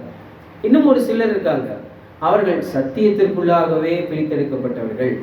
எப்படின்னா, என்னுடைய கருத்தை நான் சொல்வதை என்னுடைய விருப்பப்படி ஒருத்தர் செய்யலை அப்படின்னா அவரை நான் என்ன செஞ்சிருவேன் அப்படின்னா, என்னை விட்டு என்ன செஞ்சிருவேன்? பிரிச்சு வச்சிருவேன். அவருக்கு எனக்கு ஆகாது. அவர் ரூட்டு வேற, என் ரூட்டு வேற. அவர் நான் சொல்றதை கேட்க மாட்டாரு, நான் பிரிச்சு வச்சிருவேன். இன்னும் சபையினுடைய பெயர்களை வைத்தே நமக்குள்ளேயே பிரிவினை இருக்கு இல்லையா? நீங்க யாருன்னு கேட்கும்போது என்ன சொல்றோம்? வேதமானவர். அடுத்த கேள்வி என்ன கேட்குறாங்க? ஐபிஎஸ்ஏவா, பிஎஸ்ஏவா? இப்படி நமக்குள்ளேயே பிரிச்சு வச்சிருக்கோம். சரி, இதுல எதெல்லாம் சரி, எதெல்லாம் தப்பு? சிலவற்றை நம்ம சரின்னு தெளிவாகவே சொல்லலாம். சிலவற்றை சொல்வதற்கு நம்மகிட்ட பதில் இல்லை. அவர்களுக்கு கடவுள் என்ன வெளிப்படுத்துகிறாரோ அதன்படி நடக்கக்கூடியதாக இருக்கு. சரி, இப்படி ஒரு பிரித்தெடுக்கப்பட்ட ஒரு வாழ்க்கையை நம்ம வாழ்ந்து கொண்டிருக்கிறோமே, இது கடவுளுக்கு பிரியமான வாழ்க்கையா இல்லையா? சும்மா பிரியம்தான், ஏதோ சொல்ல வரீங்கன்னு தானே வெயிட் பண்றீங்க. ஆனா இது எப்ப பூரணப்படும் என்ற ஒரு பாட்டு இருக்கு. இதெல்லாம் ஓகே தான். ஆனா இது ஒரு வகையான பிரித்தெடுக்கப்பட்ட வாழ்க்கை. ஆவிக்குரிய வாழ்க்கையில வேத வசனங்கள் அடிப்படையில் பார்க்கும்போது நம்ம கிட்ட 2 வகையான பிரித்தெடுக்கப்பட்ட வாழ்க்கை, 2 வகையா இருக்கு. ஒண்ணு இவ்வளவு நேரம் நம்ம சொன்னது, பாடுற பாட்டில் கூட என்ன செய்கிறோம் அப்படின்னா வார்த்தைகளை மாற்றி பாடுற அளவுக்கு நாம் பிரித்தெடுக்கப்பட்டிருக்கோம். போய் பொண்ணு பார்க்க போனால் கூட நமக்கு என்ன செய்ய மாட்டேங்கிறாங்கன்னா, இந்த சபையாக வராதிங்கன்னு துரத்துற அளவுக்கு நம்ம மற்றவர்களாக பிரித்தெடுக்கப்பட்டிருக்கோம். இப்போ பிரித்தெடுக்கப்பட்டதை பற்றி பார்த்தோன்னா ஒரு 3 வகையாக அதை பார்க்கலாம். என்ன அப்படின்னா, முதல் விஷயம் என்னன்னு பார்க்கும் பொழுது, பிரித்தெடுக்கப்பட்டதில் நாம் வந்து உலகத்திலிருந்து பிரித்தெடுக்கப்பட்டிருக்கோம். ரெண்டாவது என்ன செய்கிறோம் அப்படின்னா, உலகத்திலிருந்து முதல் பிரித்தெடுக்க. ரெண்டாவது சபைகளுக்கு இடையில நம்ம ஆவிக்குரிய வாழ்க்கையில சபைகளுக்கு இடையில பிரிக்கப்பட்டிருக்கோம். மனிதர்களுக்கு இடையிலேயும் நம்ம பிரிக்கப்பட்டவர்களாக இருக்கிறோம் என்று நாம் பார்க்கிறோம். இது ஒரு வகையான இது. ஆனா இப்படி பிரித்தெடுக்கப்பட்ட நாம எப்படி வாழ்கிறோம் அப்படின்றத 2வது பாட்டு. பிரித்தெடுக்கப்பட்டதுல 2 வார்த்தை. ஒண்ணு என்னன்னா, 2 பாட்டுல ஃபர்ஸ்ட் பார்ட் எப்படி வாழக்கூடாது என்பது. இஸ்ரேல் மக்களிடம் கூட இந்த உதாரணத்தை நம்ம இப்ப பார்த்தோம். 2வது பாட்டு என்னன்னா, இவர்களின் மத்தியில நாம எப்படி வாழ வேண்டும் என்பது. அதுதான் 2வது பாட்டு. 2வது பாட்டை நம்ம ஃபுல்லா செய்யும் பொழுதுதான் முதல் பாட்டை என்ன பண்ணணும்னா பூரணப்படும். அப்படி இல்லைன்னு வச்சுக்கோங்களேன், அதுக்கு எந்த பிரயோஜனமுமே இல்லாம போயிடும். இது சில உதாரணங்கள், வேத வசன உதாரணங்களோட கூட நம்ம பார்க்கலாம். ஏன்னா ஃபர்ஸ்ட் பாட்டுன்றது நமக்கு ரொம்ப ஈஸி. ஆனா 2வது பாட்டுல நிறைய நேரங்களில் நம்ம தவறி போகிறதுக்கு கூட வாய்ப்பு இருக்குது. ஒரு உதாரணத்தை பார்க்கும் பொழுது, பெந்தகோஸ்தே நாளில் வந்து அந்த பரிசுத்த ஆவி கொடுக்கப்பட்டதுக்கு அப்புறம் பேதுரு அப்போஸ்தலர் என்ன செய்யறாருன்னா, எழுந்து ஒரு பெரிய பிரசங்கமே வைக்கிறார் இல்லையா. அவர் அதை பேசினதை கேட்டு எல்லாரும் என்ன செய்யறாங்க அப்படின்னா, இருதயத்துல குத்தப்பட்டவர்களாகி நாங்க என்ன செய்யணும்னு கேட்கிறாங்க. அவங்கள்ட்ட பேதுரு சொன்ன பதில் என்னன்னு பார்க்கும்போது, அப்போஸ்தலர் 2ஆம் அதிகாரம் 40வது வசனத்தை வாசிக்கும் பொழுது, இன்னும் அநேக வார்த்தைகளாலும் சாட்சி கூறி மாறுபாடுள்ள இந்த சந்ததியை விட்டு விலகி உங்களை ரட்சித்துக் கொள்ளுங்கள் என்றும் புத்தி சொன்னார். என்ன சொன்னாரோ, மாறுபாடுள்ள இந்த சந்ததியை விட்டு நீங்க என்ன செஞ்சிடணும், விலகி வந்துடணும். ஃபர்ஸ்ட் பார்ட் நாம என்ன செஞ்சிடணும், விலகி வந்துடணும். சரி, இதே பவுல் அப்போஸ்தலர் வேற மாதிரி சொல்லுவார். என்ன சொல்றாருன்னா, 2 கொரிந்தியர் 6ஆம் அதிகாரம் 15 முதல் 17 வசனம். கிறிஸ்துவுக்கும் ஏலியாளுக்கும் இசை வேறு, அவிசுவாசியுடனே விசுவாசிக்கு பங்கேது, கடவுளுடைய ஆலயத்துக்கும் விக்கிரகங்களுக்கும் சம்பந்தம் ஏது? நான் அவர்களுக்குள்ளே வாசம் பண்ணி அவர்களுக்குள்ளே உலாவி அவர்கள் கடவுளாயிருப்பேன், அவர்கள் என் ஜனங்களாய் இருப்பார்கள் என்று கடவுள் சொன்னபடி நீங்கள் ஜீவனுள்ள கடவுளுடைய ஆலயமாய் இருக்கிறீர்களே. ஆனபடியால் நீங்கள் அவர்கள் நடுவிலிருந்து புறப்பட்டு பிரிந்து போய் அசுத்தமானதை தொடாதுங்கள். என்ன சொல்லிட்டாரு பாருங்களேன். இங்க பவுல் அப்போஸ்தலர் என்ன சொல்லிடுறாரு, பேதுரு சொல்லும் போது விலகி போயிருங்கன்னு சொன்னாரு. பவுல் அப்போஸ்தலர் சொல்லும் போது இன்னும் தெளிவா என்ன சொல்றாரு, பிரிந்து போயிருங்க. அவங்க கிட்ட இருந்து இருக்காதீங்க, அவங்க கிட்ட இருந்து பிரிந்து போய்விடுங்கள். அப்ப நம்மளாம் எங்க போனோம், இவர்களிடமிருந்து எங்க போனோம், பிரிஞ்சு போயிருந்தோம். எங்க போனோம், கடவுள்கிட்ட போயிருந்தோம். எந்த ஊருக்கு போனோம், கடவுள். இப்படி வந்து உலக ஜனங்கள்ல இருந்து பிரித்தெடுக்கப்பட்டவர்களா இந்த ஊருக்கு வாங்க அப்படின்னு ஏதாவது ஒரு ஊர் இருந்துச்சுன்னா நம்ம என்ன செஞ்சிடலாம், கிளம்பி போயிடலாம். இல்லை எல்லாருமே கிளம்பி போயிடுவோம். உங்கள் தொல்லையே வேணாம், நாங்கள் பாட்டுக்கு இருக்கோம், கடவுளை ஆராதிக்கிறோம், நாங்கள் பாட்டுக்கு வழிபடுறோம். அன்றைக்கி அப்போஸ்தலர் காலத்தில் பார்க்கும் பொழுது எல்லாரும் வந்து ஒரே இருதயமும் ஒரே மனமுமாக இருந்தார்கள். கொண்டு வந்து எல்லாத்தையும் முன்னாடி வச்சு எல்லாத்துக்கும் சரிசமமாக பிரித்து கொடுத்தாங்க. சபை அன்றைக்கு அபரிமிதமாக வளர்ந்ததுன்னு பார்க்குறோம் இல்லையா. இன்னைக்கு அப்படிலாம் சொல்ல முடியுமா, முடியவே முடியாது. அது வேற மாதிரி போயிடுது கேட்டா இல்லையா. ஆனா இப்ப அப்படி ஒரு ஆப்ஷனே இல்லை. ஆனா இவங்க 2 பேரும் என்ன சொல்றாங்க, விலகி ஓடுங்கன்றாங்க, பிரிந்து போயிருங்க, அவங்க கிட்டே இருக்காதீங்கன்றாங்க. அப்ப எந்த ஊருக்கு போறதுன்னு தெரியல. இதுக்கான பதிலையும் பவுல் அப்போஸ்தலரே சொல்றாரு. அங்க வாசிக்கலாம். 1 கொரிந்தியர் 5ஆம் அதிகாரம் 10வது வசனம். ஆனாலும் உலகத்தில் உள்ள விபச்சாரக்காரர், உல்லாசைக்காரர், கொள்ளைக்காரர், விக்கிரக ஆராதனைக்காரர் இவர்களோடு எவ்வளவும் கலந்திருக்க கூடாது என்று நான் எழுதவில்லை. அவர்களை விட்டு பிரிந்து போங்கள்னு சொன்னார் இல்லையா. பிரிந்து போங்க அப்படின்னு சொன்னவர் என்ன சொல்றாருன்னா, இங்க என்ன சொல்றாரு, அவர்களோட கலந்திருக்க கூடாது என்று நான் எவ்வளவும் எழுதவில்லை. கொஞ்சம் நல்லா புரிஞ்சுக்கோங்க பிரதர் அண்ட் சிஸ்டர், நான் இப்படி சொல்லலை அப்படின்னு பவுல் இன்னொரு இடத்துல சொல்லிடுறாரு. என்ன சொல்றாருன்னா, பிரிஞ்சு போகணும், ஓடி போயிருங்க, உங்களுக்கு ஒரு தேசம் இருக்குன்னு நான் சொல்லலை. பிரிஞ்சு போங்கன்னா என்ன அர்த்தம் அப்படின்னு நாங்க சொல்றாரு பாருங்களேன். கலந்திருக்க வேண்டும் என்று எழுதவில்லை. அப்படியானால் நீங்கள் உலகத்தை விட்டு நீங்கி போக வேண்டியது ஒரே விஷயம்தான். கடவுள்கிட்ட போகணும், கடவுள்கிட்ட போகணும். நீங்கள ஒரேடியா கடவுள்கிட்ட போகணும், அப்பதான் முடியும். அப்பதான் நம்ம என்ன செய்ய முடியும், இந்த உலகத்துல இருந்து பிரிந்து போக முடியும். இல்லைன்னா அதுக்கான வாய்ப்பே கிடையாது. அப்ப அதுக்கு என்ன அர்த்தம், இப்படி இப்போ பேதுரு அப்போஸ்தலர் சொன்னார், அவர்களை விட்டு விலகி ஓடுங்கள்னு சொன்னார் பேதுரு அப்போஸ்தலர். அதே பேதுரு அப்போஸ்தலர் தான் எழுதின நிருபத்தில் என்ன சொல்றாருன்னா, 1 பேதுரு 2ஆம் அதிகாரம் 12வது வசனம். 1 பேதுரு 2:12. புறஜாதிகள் உங்களை அக்கிரமக்காரர் என்று விரோதமாய் பேசும் விஷயத்தில் அவர்கள் உங்கள் நற்கிரியைகளை கண்டு அவற்றின் நிமித்தம் சந்திப்பின் நாளிலே கடவுளை மகிமைப்படுத்தும்படி நீங்கள் அவர்களுக்குள்ளே நல் நடக்கியுள்ளவர்களாய் நடந்து கொள்ளுங்கள் என்று உங்களுக்கு புத்தி சொல்லுகிறேன். உங்களை என்ன சொன்னாங்க அப்படின்னா, அக்கிரமக்காரர்னு சொல்ற விஷயத்துல நம்ம சிம்பிளா எடுத்துக்கோமே. இன்னைக்கு நம்மளை சுத்தி இருக்கிற கிறிஸ்தவர்களே நம்மள என்ன சொல்றாங்கன்னு சொன்னோம் கொஞ்ச நேரத்துக்கு முன்னாடி, அந்தி கிறிஸ்துன்னு நம்மள அவங்க சொல்றாங்கன்னு சொல்லல. அப்படி சொல்லுகிறவர்களுக்கு முன்பாகவே நம்முடைய நல் நடக்கையின் மூலம் சந்திப்பின் நாளில் அவர்கள் கடவுளை மகிமைப்படுத்தும்படி நம்ம எங்க வாழணும்? எங்கேயோ ஒரு தேசத்துலன்னு சொன்னாரா? என்ன சொன்னாரு? எங்க அந்த அவர்களுக்குள்ளே எங்க இருக்கணுமா? நாம இங்கதான் இருக்கணும். எங்கேயும் நமக்கு தனி தேசம் எல்லாம் கிடையாது, இதுக்குள்ளதான் நம்ம இருந்தாங்க.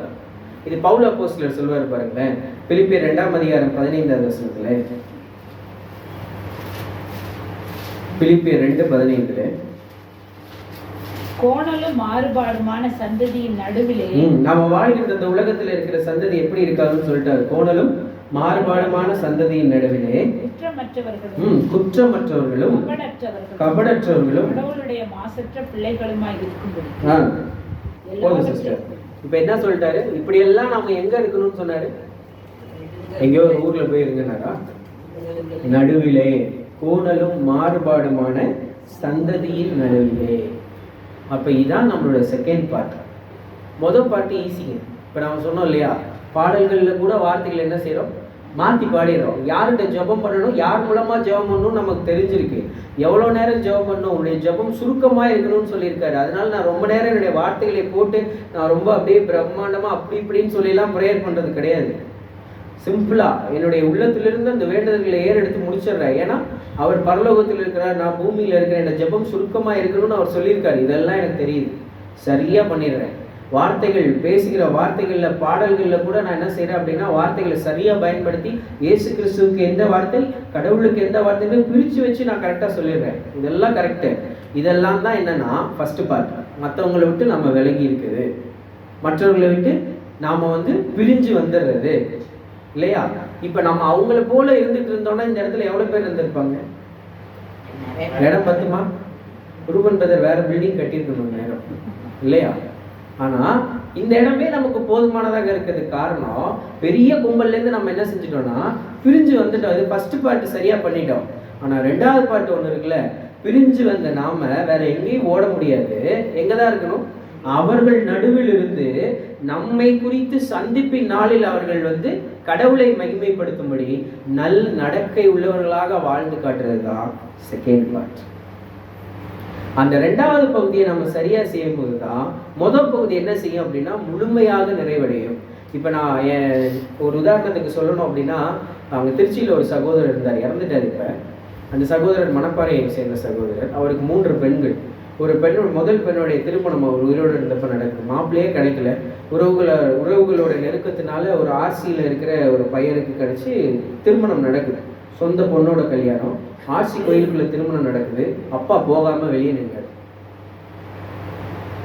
ஏன்னா அவருக்கு இருந்த விசுவாசம், நான் அதுக்குள்ள போய் என்ன செய்ய மாட்டேன் அப்படின்னா நிற்க மாட்டேன் அப்படின்ற விசுவாசம். இந்த மாதிரி நமக்கு இன்னைக்கு நம்முடைய வாழ்க்கையில நிறைய இருக்கலாம். படைக்கப்பட்டவைகளை கொடுத்தா நம்ம சாப்பிட மாட்டோம், நாங்கள் அதுக்கு விலகி இருக்கிறோம் சொல்கிறோம். இப்படியெல்லாம் என்னுடைய விசுவாசத்தை ஒரு பகுதியில் நான் காமிச்சிட்டு, இன்னொரு பகுதியில் என்னுடைய நடக்கையில் நான் அங்கே இஸ்ரேல் ஜனங்களை சொன்னார் இல்லையா, நான் கொடுத்த கட்டளையின் வழி தான் நீங்கள் நடக்கலை. சரி, போன சைடாவது நடப்பீங்களான்னு பார்த்தா அதுலேயும் நடக்கலைன்னு சொன்ன மாதிரி நாம் இங்கெல்லாம் கரெக்டாக இருந்துட்டு செகண்ட் பார்ட் போகிறப்ப நம்மளை பார்க்குறவங்களோட மோசமாக நம்ம இருந்தோம்னா இந்த ஃபஸ்ட்டு பார்ட்டில் ஏதாவது பிரயோஜனம் இருக்கா அப்படின்னா எந்த பிரயோஜனமும் இல்லை. ஆகவேதான் அங்கே இந்த உலகத்தோடு ஐக்கியம் கொள்ளாத நாம எப்படிப்பட்ட ஒரு வாழ்க்கையை வாழ்கிறோம், நம்முடைய வாழ்க்கையில எப்படிப்பட்ட சுபாவங்களை வெளிப்படுத்துகிறோம், நம்முடைய வாழ்க்கையில் நடத்தைகளை ஏற்பட்டிருக்கிற மாற்றம் என்ன, இவற்றையெல்லாம் நாம் சிந்தித்து பார்க்கக்கூடியவர்களாக இருக்கிறோம். ரொம்ப சிம்பிளாக சொல்கிறேன் பாருங்களேன். நான் சத்தியத்தை அறியாத போது என்கிட்ட என்ன இருந்துச்சு அப்படின்னா அதிக பண ஆசை இருந்துச்சு. நான் இப்படி சம்பாதிக்கணும் அப்படி சம்பாதிக்கணும்னு நினச்சிருந்தேன். இதுக்குள்ளே வந்ததுக்கப்புறம் அதெல்லாம் குறைஞ்சிருக்கு அப்படின்னு சொன்னால் அது ஒரு மாற்றம். இல்லையா? இன்னொரு இது பார்க்கும் பொழுது நான் பயங்கரமாக கோவப்படுவேன் சத்தியத்தை அறிஞ்சிருக்கிறதுக்கு முன்னாடி. ஆனால் இப்பெல்லாம் என்ன செய்கிறேன்? கோபமே பயங்கரமாக படுறேன் அப்படி சொல்கிறதா? சத்தியத்தை அறிகிறதுக்கு முன்னாடி பயங்கரமாக கோவப்படுவேன், சத்தியத்தை அறிஞ்சோட கோபமே பயங்கரமாக படுறேன்னு சொல்கிறதா? சாந்தமாக மாறிட்டேன்னு சொல்கிறேன். என்னுடைய கிரியைகளில் மாற்றம் இல்லை அப்படின்னா நான் அறிந்து கொண்டேன் என்று சொல்லுறதுக்கு அர்த்தம் இல்லாமல் போயிடும் இல்லையா? அந்த பிலிப்பியர் 2ஆம் அதிகாரம் 15வது வசனத்தில் நம்ம வாசிச்சோம் இல்லையா? அது மீண்டுமாய் வாசிக்கலாம். கோணலும் மாறுபாடுமான சந்ததியின் நடுவில் நம்ம எப்படிப்பட்டவர்களா இருக்கணும்னு அந்த இடத்துல சொன்னாருன்னா, குற்றமற்றவர்களும் கபடற்றவர்களும் கடவுளுடைய மாசற்ற பிள்ளைகளுமாய் இருக்கும். பாருங்க எப்படியெல்லாம் நம்ம வாழ்ந்து காட்டணும்னு அந்த இடத்துல சொல்றாரு பவுல் அப்போஸ்தலர். இப்படிப்பட்ட ஒரு வாழ்க்கை நமக்குள்ள இருக்கா? இப்போ எங்க வீட்டில் வந்து சத்தியத்தை அறியாதவர் இருக்காங்கன்னு வச்சுக்கோங்களேன். இங்கே இருக்கவங்களுடைய வீட்டில் கூட நிறைய பேர் வீட்டில் அப்படி இருக்கலாம். இப்போ என்னுடைய எடுத்துக்கோங்க, என் மனைவிக்கு சத்தியம் தெரியாதுன்னு வச்சுக்கோங்க. நான் வேற ஒரு சர்ச்சுக்கு போயிட்டு இருந்தேன். இப்போ சத்தியம் தெரிஞ்சு இந்த சத்தியம் சரியான இடத்துக்கு வந்திருக்கேன் கேட்குறேன் இல்லைங்களா? இப்போ என் மனைவி வந்து என்ன சொல்கிறாங்க அப்படின்னா, முன்னாடி போன இடத்த விட இங்கே நீங்கள் போனதுக்கப்புறம் உங்கள்கிட்ட நிறையா மாற்றங்கள் இருக்குது. எனக்கு அதை பற்றி தெரியாது, ஆனால் அங்கே போனதுக்கப்புறம் உங்கள்கிட்ட இவ்வளோ மாற்றங்கள் வந்திருக்கு, அதனால் நான் வரலான்னு பரவாயில்ல, நீங்கள் தொடர்ந்து போங்க அப்படின்னு ஒருத்தவங்க சொன்னாங்கன்னா அது மாற்றம். அதே என்னுடைய மனைவி என்னை பார்த்து, அங்கேயும் தான் போனீங்க, புதுசாக சத்தியம் கிடைக்கிது, இங்கே தான் நல்லா இருக்குது உண்மையாக இருக்குன்னு இங்கேயும் தான் போனீங்க, எங்கே போய் என்ன பிரயோஜனம், என்னை போட்டு அடிச்சுட்டு தான் இருக்கீங்க அப்படின்னு சொன்னாங்கன்னா இதில் ஏதாவது மாற்றம் இருக்கா? ஒன்றுமே இல்லை. அப்போ இதெல்லாம் ஒரு உதாரணத்துக்காக தான் சொல்கிறது. நம்முடைய வாழ்க்கையில் நம்மளுடைய ஓன் லைஃப்பில் நம்ம இதெல்லாத்தையும் ஒப்பிட்டு பார்த்துக்கோம். நான் சும்மா ஜென்ரலாக உதாரணம் சொல்கிறது. அப்போ சிம்பிளாக நான் கேட்டால், உலக ஜனங்கள் நமக்கு வாழ்க்கையை கற்றுக் கொடுக்குறாங்களா, நாம் அவர்களுக்கு வாழ்க்கையை கற்றுக் கொடுக்குறோமா? அவ்வளோதான். ஒரு பிரித்தெடுக்கப்பட்ட வாழ்க்கைன்னு சொல்கிற நாம இப்படி தான் வாழணும்னு மற்றவங்களுக்கு கற்றுக் கொடுக்குறோமா? சத்தியத்தை தெரிஞ்சுட்டு இப்படி இருக்கேப்பா, இப்படியாவது நீ இருப்பான் மற்றவர்கள் சொல்லும்படி அவர்கள் கற்றுக் கொடுக்கும்படியான வாழ்க்கை நமக்கு இருக்குதான்? இதை நாம் சிந்தித்து பார்க்க வேண்டும். கடந்த வருடத்தில் நாம் எப்படி இருந்தோம்? எப்படிப்பட்ட வாழ்க்கையை வாழ்ந்தோம்? மற்றவர்களுக்கு கற்றுக் கொடுக்கும்படியான ஒரு வாழ்க்கையை வாழ்ந்தோமா? இல்லை பிற இடத்துல இருந்து, உலக ஜனங்களிடத்திலிருந்து, சகோதரர்களுக்கு இடையில கற்றுக்கொள்கிறத நான் சொல்லலை. சத்தியத்தை அறியாத ஒருத்தர் வந்து நமக்கு வந்து, நீ இப்படி இரு, இப்படி கோவப்படுறிய, இப்படி நிதானமா இரு, நீ பொறுமையா இரு, சாந்தமா இரு, நீ இந்த தப்பை செய்யாத, இது வந்து தவறு, இது வந்து சட்டத்துக்கு புறமானதுன்னு ஒருத்தர் வந்து சொல்றாரு. அவருடைய சட்டத்தின்படியே ஃபாலோ பண்ணலாம். கடவுளுடைய சட்டத்தின்படி நம்ம எப்போ ஃபாலோ பண்ணணும்? அப்படின்ற வாழ்க்கை நம்மகிட்ட இருக்கா? இல்லை இவரை மாதிரி தான் இருக்கணும், இவரை போல இருக்கணும், இவர்கிட்ட நான் இதை கற்றுக்கிட்டேன் அப்படின்னு சொல்லும்படியான நம்முடைய வாழ்க்கை கடந்த வருடத்தில் எப்படி இருந்துச்சு, இந்த வருடத்தில் எப்படி இருக்க போகுது? இது எல்லாத்தையும் சிந்திக்க வேண்டிய ஒரு இடத்துல நம்ம இருக்கோம். வருடங்கள் வந்து வந்துட்டு தான் போயிட்டு இருக்கோம். காலங்கள் ஒன்றும் வந்து நமக்கு ஸ்பெஷல்னு என்ன சொல்கிறோன்னா, ஒவ்வொரு நாளும் நமக்கு ஸ்பெஷல் தான், அதில் ஒன்றும் பெரிய விஷயமே கிடையாது. ஆனால் ஒரு வருடம்னு சொல்லி இந்த பொதுவாக சொல்லும் பொழுது அந்த வருடத்தில் முன்னாடியும் பின்னாடியும் குறித்து யோசிக்கக்கூடிய ஒரு நிலைமையில் நம்ம இருக்கிறோம். அந்த ஒரு வாய்ப்பு கிடைக்குது. அப்போ அதை நம்ம யோசித்து சிந்தித்து பார்க்கக்கூடியவர்களாக இருக்கணும். இரண்டாம் பகுதியை கடைபிடிக்கிறப்ப தான் முதல் பகுதி என்னமாகுதுன்னா அங்கே பூரணமாகிறது என்று நாம் பார்க்கிறோம். அப்போ நம்முடைய வாழ்க்கை எப்படிப்பட்டதாக இருக்கு அங்கே? அதனால தான் எல்லாத்தையும் சொல்கிறாங்க, சொல்கிற மாதிரி இவங்க ஃபாலோ பண்ணுறாங்களான்னு பார்க்குறவங்க நிறைய பேர் இருக்காங்க. இன்னைக்கு வந்து நான் பிரசங்கம் பண்ணிட்டு நான் ஒரு இது தவறு செய்கிறேன்னா பார்க்குற ஒரு சகோதரர் என்ன சொல்லுவார்? சொன்னால் அவரே அப்படி தான் இருக்காரு. நான் எனக்குன்னா இல்லையா? ரொம்ப சிம்பிளுங்க. இயேசு கிறிஸ்துவை குறித்து சொல்லும் பொழுது இதை கோவப்படாதீங்க, பொறுமையாக இருங்க அப்படின்னா உடனே என்ன சொல்லுவாங்க? இயேசு கிறிஸ்துவா நீ கோவப்பட்டார் தெரியும்ல, என் கோபத்தில் ஒரு நியாயம் இருக்குது, அவர் கோபத்தில் நியாயம் இருக்குன்னா என் கோபத்தில் ஒரு நியாயம் இருக்குது அப்படின்னா, நம்ம யார் நமக்கு சொல்கிறாங்களோ சொல்கிற வார்த்தைகளை மட்டும் மனிதர்கள் பார்க்கறது இல்லை. பொதுவாக என்ன செய்கிறாங்க? அவங்க அதை எப்படி ஃபாலோ பண்ணுறாங்க அப்படின்றதையும் நம்ம சுற்றி இருக்கிறவர்கள் பார்த்து கொண்டே இருக்கிறார்கள். அது சபையாக இருந்தாலும் சரி, குடும்பமாக இருந்தாலும் சரி, உலகமாக இருந்தாலும் சரி, யாரை வேணாலும் இருக்கணும். ஒரு வார்த்தையை நாம் சொல்லும் பொழுது அதை நாம் பயன்படுத்துகிறவர்களாக இருக்கிறோமா, எப்படி பயன்படுத்துகிறோன்றதை பார்க்குறாங்க. அதனால தான் சிம்பிளாக என்ன சொல்லிடுறாங்க? கோவப்படாதீங்கன்னா உடனே இயேசு கிறிஸ்துவே கோவப்பட்டார், உடனே எங்கே போயிடுறாங்க அங்கே. ஆனால் அங்கே என்ன நடந்துச்சுன்றது அவங்களுக்கு எதுவுமே சரியாக தெரியாது. அவங்களுக்கு எது சாதகமோ அதை மட்டும் எடுத்துக்கிறாங்க. அப்படி ஒரு இடத்த நம்ம கொடுத்துடக்கூடாதுன்னு தான் பிலிப்பியரில் பவுல் அப்போஸ்தலர் சொன்னார், கோணலும் மாறுபாடுமான இந்த சந்ததியின் நடுவில் நீங்கள் எப்படி இருக்கணுமா? குற்றமற்றவர்களாக, கபடற்றவர்களாக, கடவுளுக்கு பிரியமுள்ளவர்களாக அந்த இடத்துல இருக்கணும் அப்படின்னு பவுல் அப்போஸ்தலர் சொல்கிறார். அப்ப நாம சொல்லுகிறதன்படி செய்கிறோமா? அதுக்கு ஒரு உதாரணத்தை தான் இயேசு கிறிஸ்து மத்தேயுல சொல்லிட்டு போனாரு. 23ஆம் அதிகாரம் 23வது வசனத்துல பரிசேயர் சதுசேயரை குறித்து நமக்கு தெரியும். அவங்கள பத்திலாம் ரொம்ப புகழ்ந்து பேசியிருப்பாரு. அடிக்கடி என்ன சொல்லியிருப்பாரு அப்படின்னா, வெள்ளை அடிக்கப்பட்ட, வெளியில பார்க்கும்போது என்ன இருக்கும், ஏசியன் பெயிண்ட் அடிச்சு அதெல்லாம் இப்படிதான் இருக்கும், சும்மா பளபளன்னு இருக்கும், ராயல் எமோஷன் அடிச்சு. ஆனா உள்ள போய் பார்த்தோம்னா ஒண்ணுமே இருக்காது. வெளியில இருக்கிறதுக்கும் உள்ள இருக்கிறதுக்கும் சம்பந்தமே இருக்காது. குருடருக்கு குருடர் வழிகாட்டுகிறவர்களாக அவர்கள் இருக்கிறார்கள்னு சொன்னாரு. அதனாலதான் சொல்றாரு, அவங்கள வச்சே சொல்றாரு, அவர்கள் சொல்லுகிறதின்படி நீங்க என்ன செய்யுங்க, கேட்டுக்கோங்க, செய்யுங்க. ஆனா அவர்கள் செய்யறதின்படி செய்யாதீங்க. ஏன்னா அவங்க எதையுமே சொல்ற மாதிரி என்ன செய்ய கிடையாது, ஃபாலோ பண்றது கிடையாது. நாம அப்படி இருந்து விடக்கூடாது.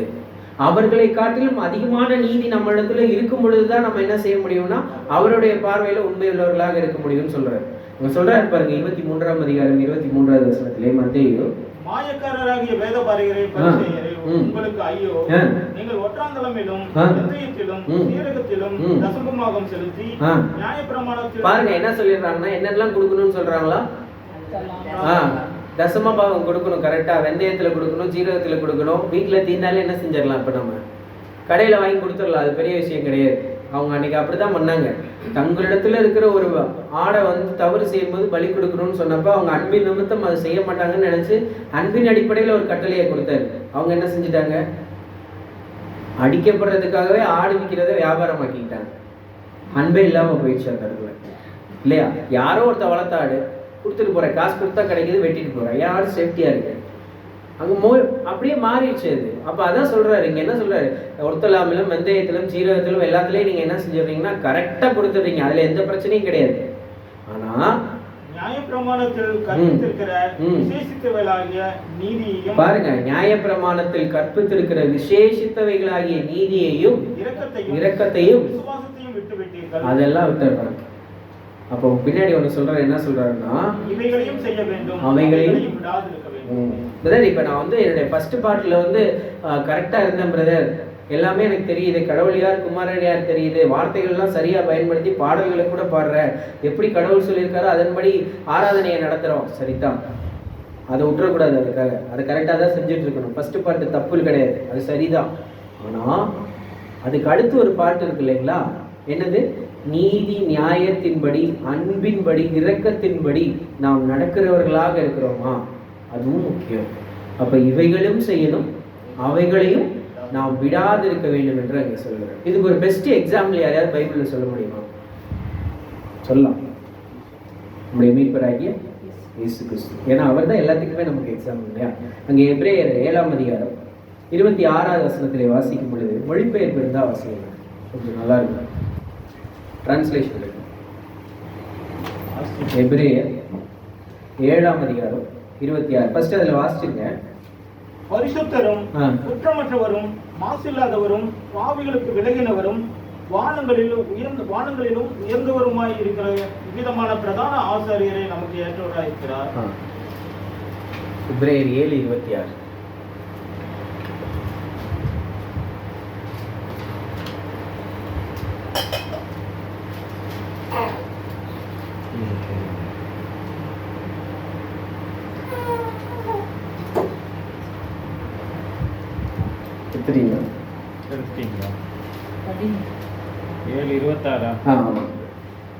இத்தகைய தலைமை குருவே நமக்கு ஏற்றவராய் இருக்கிறார். இவர் தூயவர் கபடற்றவர். பாருங்க என்ன சொல்றாரு பாருங்க, தூயவர் கபடற்றவர் மாசற்றவர் பாவிகளிடமிருந்து பிரித்தெடுக்கப்பட்டு வானங்களுக்கு மேலாக உயர்த்தப்பட்டவர். பாருங்க போதும், அவர் என்ன செஞ்சிட்டாரா, பாவிகளிடமிருந்து பிரித்தெடுக்கப்பட்டவர். நல்லா புரிஞ்சுக்கோங்க. இயேசு கிறிஸ்துவை பத்தி என்ன சொல்றாங்க, குற்றமற்றவர் கபடற்றவர் மாசற்றவர் பாவிகளிடமிருந்து பிரித்தெடுக்கப்பட்டு வானங்களிலே உயர்த்தப்பட்டவர் அப்படின்னு சொல்லப்பட்டிருக்கு இல்லையா? அப்ப இயேசு கிறிஸ்துவ கடவுள் என்ன செஞ்சிருக்காரு, பாவிகளிடமிருந்து. இது ஃபர்ஸ்ட் பார்ட். எப்படி, பாவிகளோடய அவர் சேரவே இல்லை அப்படி வச்சுக்கலாமா? அவர் வாழ்ந்த நாட்கள்ல பாருங்க, அவர் சகை வீட்டுக்கு போனப்ப என்ன சொன்னாங்க, ஒரு நல்ல மனுஷன் வீட்டுக்கு போயிருக்காருப்பா, பரவாயில்லப்பா அப்படின்னு சொன்னாங்களா? பாவியினுடைய வீட்டுக்கு போறாரே நாங்க, அங்கே ஒருத்தருடைய வீட்டில் போய் உட்கார்ந்துருக்கும் போது ஒரு ஸ்திரீ வந்து அவருடைய கால்களை வந்து தன்னுடைய கண்ணீரினால கழுவி அவருக்கு தைலத்தை பூசும் பொழுது என்ன சொன்னாங்க, இவர் பெரிய தீர்க்கதரிசியாச்சு, அவருக்கு தெரியாத ஒரு பாவியான ஸ்திரீ அவரை தொடர்றாருன்னு சொன்னாங்க. அவருக்கு பேரே என்ன இருந்துச்சு அந்த காலத்துல? நான் சிம்பிளா சொன்னா, பாவிகளுக்கு நண்பராக. அவங்கள்ட்ட தான் அதிகமா இருந்தார். அவரே சொல்லிட்டாரு, என்ன சொன்னாரு, பிணியாளிக்கு தான் யார் தேவை, வைத்தியன் தேவைன்னு சொல்லிட்டாரு. அப்ப அவர் வந்து பாவிகளிலிருந்து பிரித்தெடுக்கப்பட்டவர்னா இப்படி எடுத்துக்க முடியுமா? இந்த ரெண்டு விஷயத்தையும் பாருங்க. முதல் விஷயம், பாவிகளிடமிருந்து பிரித்தெடுக்கப்பட்டவர் அப்படின்னா அவர் பாவத்திற்குள்ளாக அவர் போகவே இல்லை, பாவம் செய்கிறவராக அவர் இல்லவே இல்லை, அதிலிருந்து பிரித்தெடுக்கப்பட்டவர். ஆனா பாவிகளா இருந்தவர்களிடத்துல போய் அவர்களோடு அவர் இருக்கும் பொழுது அவரும் பாவியா மாறாம தன்னுடைய கிரியைகளினால தன்னுடைய வாழ்க்கையினால அவங்களை என்ன செஞ்சாருன்னா மாற்றினார் என்று நாம் பார்க்கிறோம். அதை தான் நம்ம பிலிப்பியர்ல வந்து 2வது அதிகாரத்துல நம்ம வாசிச்சு பார்த்தோம். கோணலும் மாறுபாடுமான அந்த சந்ததியின் நடுவில். அப்ப இயேசு கிறிஸ்து பிரித்தெடுக்கப்பட்ட வாழ்க்கை முதல் பகுதியும் சரியா இருந்துச்சு. குற்றமற்றவர், கபடற்றவர், அங்க வந்து பரிசுத்தர், மேலும் வந்து என்னன்னா பாவிகளுக்கு விலகினவர். ஆனா இங்க என்ன செஞ்சாருன்னா பாவிகளுக்கு விலகியும் இருந்தாரு, பாவத்துல இருந்தவர்களை வந்து பாவத்திலிருந்து மீட்டெடுத்தவருமா இருந்தாரு. அது 2வது பார்ட். அப்ப இயேசு கிறிஸ்து ரெண்டையுமே வாழ்ந்ததுனாலதான் அவர் மத்தேயு எழுதின சுவிசேஷம் 5ஆம் அதிகாரத்துல நம்மை குறித்து சொல்லுகிற 14 முதல் 16 வசனங்கள். 5:14 நீங்கள் உலகத்துக்கு வெளிச்சமாய் இருக்கிறீர்கள். மலையின் மேல் இருக்கிற பட்டணம் மறைந்திருக்க மாட்டாது. விளக்கை கொளுத்தி மறைக்காலால் மூடி வைக்காமல் விளக்கு தண்டின் மேல் வைப்பார்கள், அப்பொழுது அது வீட்டில் உள்ள யாவருக்கும் வெளிச்சம் கொடுக்கும். இவ்விதமாய் மனுஷர் உங்கள் நற்கிரிகளை கண்டு பரலோகத்தில் இருக்கிற உங்கள் பிதாவை மகிமைப்படுத்தும்படி உங்கள் வெளிச்சம் அவர்களுக்கு முன்பாக பிரகாசிக்க கடவுது. இங்க இந்த வெளிச்சம் வெளிச்சம்னு சொல்றாங்க, அது என்னது? நம்முடைய கிரியைகள். சத்தியம், சத்தியத்தின்படி நடக்கிற கிரியைகள். அங்க சொல்லிட்டாரு வெளிச்சம் என்னன்னு. பவுல் அப்போஸ்தலர் கொரிந்தியருக்கு எழுதினப்ப சொன்னாரு, கிறிஸ்துவின் முகத்தில் உள்ள மகிமையின் அறிவாகிய ஒளி உங்களுடைய இருதயங்களில் என்ன செஞ்சிருக்காரு, பிரகாசிப்பிக்க செய்திருக்கிறார். வாங்கியிருக்கோம். வாங்கின நாம என்ன செய்யணும், அதை கொடுத்தாதான் அதுக்கு பேர் வெளிச்சம் இல்லையா? இப்ப இதுல லைட்ல வந்து வெளிச்சம் வர மாதிரி எல்லாத்தையும் செட் பண்ணி நம்ம கையில கொடுத்துட்டாங்க. மாட்டினதுக்கு அப்புறம் லைட்டுன்னு பார்த்துட்டு இருந்தா அது லைட் ஆயிருமா? என்ன கொடுக்கணும், வெளிச்சம் கொடுக்கணும். சுவிட்ச் போட்டார், அவரே போட்டார். அதெல்லாம் இது ஒர்க் ஆகணும். ஒர்க் ஆகலைன்னா இது யூஸா இல்லை இல்லையா? அவங்க சொல்றாரு, விளக்கை கொளுத்தி மரக்காலால் மூடி வைக்காமல் விளக்கு தண்டின் மேல் வைப்பார்கள். அது என்ன செய்யுமா? எங்க வெளிச்சம் தரும்? அப்ப நம்முடைய வெளிச்சம் எங்கெல்லாம் இருக்கணும்னா எந்த இடத்துல இருக்கணும்? வீட்டுல. வீடுன்றது சபை, நம்மை சுற்றி இருக்கிறவர்கள், நம்முடைய குடும்பத்தார் எல்லாருமே வந்துடுறாங்க. அதுலேயே அந்த வெளிச்சம் அடுத்து எங்க போகணும்? அடுத்த வசனத்துல மனுஷர் முன்பாக. அப்ப நீங்க எங்க இருப்பீங்கன்னா மலையின் மேல் இருக்கிற பட்டணத்தை போல. அப்ப நம்முடைய வெளிச்சம் நம்மை சுற்றி இருக்கிற எல்லா இடத்துலையும் பிரகாசிக்கணும். அதை குறித்து அங்க பவுல் அப்போஸ்தலர் சொல்லும் பொழுது ரோமர் 12ஆம் அதிகாரம் 17-18 வசனங்கள்ல சொல்றாரு பாருங்களேன். ரோமர் 12:17-18. ஒருவனுக்கும் தீமைக்கு தீமை செய்யாதிருங்கள், எல்லா மனுஷருக்கு முன்பாகவும் யோக்கியமானவைகளை செய்ய நாடு. பாருங்க, எல்லாருக்கும் முன்பாக நீங்க என்ன செய்யுங்க, அவர் வந்து எனக்கு இப்படி பண்ணிட்டார், அதனால நான் அவருக்கு இதை பண்ண மாட்டேன் அப்படின்னு விட்டுட்டு போறதோ இல்லை பண்ணதுக்கு பழி வாங்குறதுக்காக திருப்பி பண்றதோ இல்லை. தீமைக்கு தீமை செய்யாம எல்லார் முன்பாகவும் எப்படி இருக்கணும்? யோக்கியமானதை செய்யுங்கள், கூடுமானால் உங்களால் ஆன மட்டும் எல்லா மனுஷரோடும். அவரே சொல்லிட்டாரு. என்ன சொல்லிட்டாரு அப்படின்னா கூடுமானால். அப்ப அவருக்கே தெரியுது என்ன சொல்லிட்டாரு. கூடுமானால்னா என்ன? முடிஞ்சா என்ன செய்ய, சர்ச்சுக்கு நீங்க வந்துருங்க அப்படின்னு நான் சொன்னேன்னா என்ன அர்த்தம் இருக்கு? முயற்சி பண்ணுங்க, வாய்ப்பு இருந்தா வந்துருங்க. அப்ப அது அவருக்கு என்னது? கஷ்டம். நமக்கும் அது என்னது? கஷ்டம். கூடுமானால் எல்லா மனுஷரோடும் எப்படி இருக்கணுமா?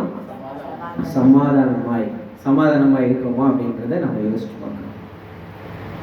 மேலும் அங்கே சொல்லும் பொழுது நாம் இப்படிப்பட்ட வாழ்க்கையை வாழ்ந்து கொண்டிருக்கிறவர்களாக இருந்தோம்னா கடவுளுக்கு நன்றி சொல்லுவோம். இன்னும் வாழ்றதுக்கு இன்னும் சில விஷயங்கள் நம்மளோட மாற்றங்கள் தேவைப்பட்டுச்சுன்னா அவை என்ன என்று வருகின்ற நாட்களிலே ஆராய்ந்து பார்த்து நாம் அதை சரி செய்து கொள்வதற்கு இந்த வருடம் நமக்கு பிரயோஜனம் உள்ளதாக இருக்கும். ஏன்னா இன்னொரு விஷயம் பார்த்தீங்கன்னா, அந்த நமக்கும் கடவுளுக்கும் இடையில தெரிஞ்ச ரகசியமான சில விஷயங்கள் இருக்கு. எனக்கும் கடவுளுக்கு மட்டும்தான் தெரியாது. நான் என்ன செய்கிறேன், நான் எப்படி இருக்கேன் அப்படின்றது இங்கே பார்க்குற அருளுக்கும் தனிப்பட்ட வாழ்க்கையில பார்க்கிறவர்களுக்கு நிச்சயம் வித்தியாசம் இருக்குது. அதே மாதிரி முன்பாக உட்கார்ந்துருக்க ஒவ்வொருத்தர் முகத்தையும் பார்க்கும்போது எவ்வளவு சாந்தமா நீங்க என்னுடைய வார்த்தைகளை கேட்டுக்கொண்டிருக்கீங்கன்னு பார்க்கும் பொழுது உங்களுடைய வாழ்க்கையில அந்த முகத்தினுடைய பாவங்கள் வீட்டில போகும்போது வெளியில போகும்போது எப்படி இருக்கலாம்? இதே சாந்தத்தோட எல்லாத்தையும் இருக்குமா? மாறும் கண்டிப்பா இல்லையா? அப்ப அது தனி. அது இல்லாம இன்னும் கடவுளுக்கும் நமக்கு மட்டும் பர்சனலா தெரிஞ்ச இந்த ரகசியமான பாவங்கள்னு இருக்கு இல்லையா, எனக்கு மட்டுமே தெரிஞ்சது அப்படின்னு நான் நினைச்சிட்டு இருக்கிறது எனக்கும் கடவுளுக்கும் தெரியாது. அதையெல்லாம் கடவுள் என்ன செஞ்சிருப்பார்? கண்டிப்பா நமக்கு இதெல்லாம் தப்பு அப்படின்னு கடந்த நாட்கள் நமக்கு உணர்த்தி இருப்பார், நிச்சயமா உணர்த்தி இருப்பார். அதை விட்டு விட்டு இந்த வருடத்திற்குள்ளாக நாம எப்படிப்பட்ட ஒரு வாழ்க்கையை, பிரித்தெடுக்கப்பட்ட வாழ்க்கையை வாழ்றோம் அப்படின்றத நாம யோசிச்சு பார்க்கணும். என்னால இவரை மன்னிக்கவே முடியாது உலகத்துல, இவரை மட்டும் நான் மன்னிக்கவே மாட்டேன்னு ஒருத்தர் இருக்காரா? மன்னித்து அது எல்லாத்தையும் பழசோட மறந்துட்டு பழையவைகள் ஒழிந்தனை எல்லாம் புதிதாயின என்ற வார்த்தைக்கு ஏற்ப நம்முடைய பிரித்தெடுக்கப்பட்ட வாழ்க்கையை வருகின்ற ஆட்களிலே நாம் வாழ்கிறோம். இதெல்லாம் சின்ன சின்ன உதாரணங்கள், அவங்கவுங்க வாழ்க்கையில நிறைய இருக்கும். அது நம்மை குறித்து நாமளே சிந்தித்து பார்க்கும்போது நம்ம புரிந்து கொள்ள முடியும். இப்படிப்பட்டவர்களாக நாம் இருக்கிறோமா? ஏன்னா நாம் ஒருத்தருக்கு மன்னிக்கும் பொழுது அது ரொம்ப ஸ்பெஷல். நாம ஜபம் மட்டும் அழகா பண்ணிடுறோம். என்ன பண்றோம்? பரலோகத்தில் இருக்க பிதாவை சொல்லும் போது அழுத்தம் திருத்தமா ஒரு வார்த்தை சொல்லுவோம். என்ன சொல்லுவோம்? எங்கள் பாவங்களை மன்னியும்னு சொல்றோம். அதுக்கு முன்னாடி ஒண்ணு சொல்றோம். என்ன சொல்றோம்? எங்களுக்கு தீமை செய்கிறவர்களை நாங்கள் மன்னிப்பது போல. அப்ப நீங்க எந்த அளவுக்கு மன்னிக்கிறீங்களோ அந்த அளவுக்கு கடவுள் மன்னிப்பாருன்றது ஒரு வகை. ரெண்டாவது என்னன்னா, நாம் ஒருத்தரை மன்னிக்கும் பொழுது ஒரு ஃபீல் ஆகும் நமக்கு. என்னன்னா, ஆஃப்டர் ஒன்றும் இல்லாத நானே அவரை மன்னிக்கிறேன் அப்படின்னா சர்வ வல்லமையுள்ள கடவுள் என்னுடைய பாவத்தை மன்னிக்க மாட்டாரா அப்படின்ற ஒரு உணர்வும் நமக்குள்ள வரதுக்கான வாய்ப்பு. வெறும் ப்ரேயரை மட்டும் பண்ணிட்டேன், இவர் ப்ரேயருக்கு செட் ஆகாதுங்க, இவரானும் வரமாட்டாங்க, அவர் நமக்கு வாக்க மாட்டோமுங்க, அவர் போனா போயிட்டு போறாருங்க அப்படின்ட்டு விட்டுட்டு போறவங்களா இருக்கிறோமா? இப்படி நம்முடைய வாழ்க்கையில் அநேக காரியங்கள் இருக்கு. கடந்த வருடத்துல கடந்து வரும்பொழுது இவை எல்லாவற்றையும் ஆராய்ந்து பார்த்து வருகின்ற வருடத்துல நாம் செய்யக்கூடிய காரியங்கள் எல்லாம் கடவுளுடைய பார்வையில சரியா இருக்கிறதா? நம்மை சுற்றி இருக்கிற ஒவ்வொருத்தரும் முன்பாகவும் நாம் உண்மை உள்ளவர்களாக இருக்கிறோமா? நாம் பிரித்தெடுக்கப்பட்ட ஒரு வாழ்க்கையை வாழ்ந்து கொண்டிருக்கிறோமா? மற்றவர்கள் கற்றுக்கொள்ளும்படியான ஒரு வாழ்க்கையை நாம் வாழ்ந்து கொண்டிருக்கிறோமா என்பதையெல்லாம் நாம் சிந்தித்து பார்க்க வேண்டும். இறுதியாக கொலோசியர் 1ஆம் அதிகாரம் 21வது வசனத்தை வாசிக்கலாம். 1:21. முன்னே அந்நியராயும் துர்க்கிரிகளினால் மனதிலே சத்துருக்களாயும் இருந்த உங்களையும் பரிசுத்தராகவும் குற்றமற்றவர்களாகவும் கண்டிக்கப்படாதவர்களாகவும் நமக்கு முன்னிறுத்தும்படியாக அவருடைய மாம்ச சரீரத்தில் அடைந்த மரணத்தினாலே இப்பொழுது ஒப்புரவாக்கினார். முன்னாடி எப்படி இருந்தோம்னு தெரியும் இல்லையா? ரொம்ப யோக்கியமானவர்களாக நாம் இருந்தோம் இல்லையா?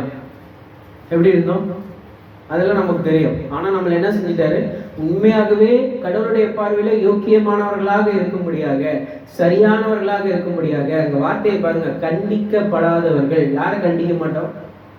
தப்பு செய்யாதவங்க தான் கண்டிக்க மாட்டோம். அப்ப கண்டிக்கப்படாதவர்களாக இருப்பதற்காக இயேசு கிறிஸ்து என்ன செஞ்சிருக்காருன்னா தன்னுடைய ஈடுபலியினால் நம்மை ஒப்புரவாக்கி இருக்கிறார். இப்ப நாம என்ன செய்யணும்?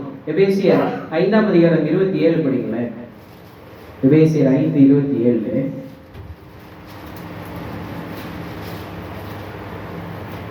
கரைதிரை முதலானவைகள் ஒன்றும் இல்லாமல் பரிசுத்தமும் பிழையற்றதுமான மகிமையுள்ள சபையாக அதை தமக்கு முன் நிறுத்திக் கொள்வதற்கும் தம்மை தாமே அதற்காக ஒப்பு கொடுத்தார். அவர் ஒப்பு கொடுத்ததுக்கான மெயின் ரீசன் அது மட்டும்தான். என்ன அப்படின்னு பார்த்தா, கரை திரை முதலானவைகள் இல்லாமல் சபை இருக்கும்படியாக. சபைனா நம்ம எல்லாம் சேர்ந்ததுதான் சபை இல்லையா? அப்ப நாம் ஒவ்வொருவரும் கரை திரை முதலானவைகள் இல்லாதபடிக்கு கடவுளுடைய சமூகத்துல இருக்கும்படியாக நாம் வாழ்கின்ற நாட்களில் நம்மை சுற்றி இருக்கிறவர்கள் நடுவிலே குற்றமற்றவர்களும் கபடற்றவர்களும் கடவுளுக்கு பிரியமானவர்களுமாக ஒரு பிரித்தெடுக்கப்பட்ட வாழ்க்கையை வாழத்தான் நம்மை அழைத்திருக்கிறார். அதை உணர்ந்தவர்களாக வருகின்ற நாட்களிலும் கூட தொடர்ந்து அந்த வாழ்க்கைக்குள்ளாக உண்மை உள்ளவர்களாக நாம் வாழ கடவுள் தம்முடைய குமாரன் மூலம் நமக்கு கிருபை செய்வார்கள். ஆமென்.